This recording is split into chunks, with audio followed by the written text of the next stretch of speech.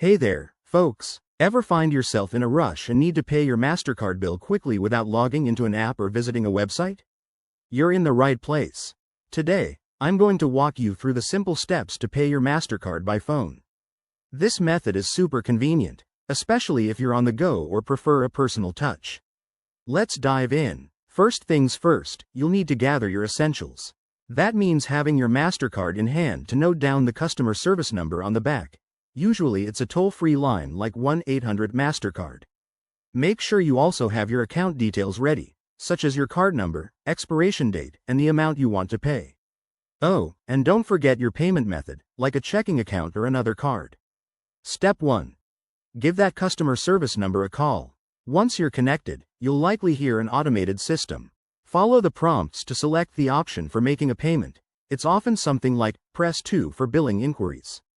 Next, you'll need to verify your identity. This is for security, so be prepared to provide personal information like your social security number, zip code, or a security PIN if you have one set up. Now, onto the fun part, making the payment. The representative or automated system will guide you through entering your payment details. Specify the amount you want to pay and choose your payment source. Double-check everything to avoid any mistakes.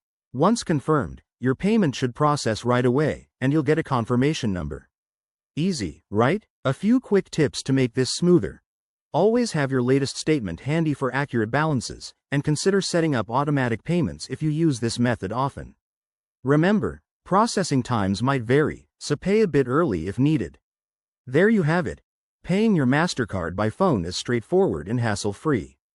Give it a try next time you're short on time. If you found this helpful, hit that like button, subscribe for more money-saving tips, and drop a comment below if you have questions. Thanks for watching, and see you in the next video.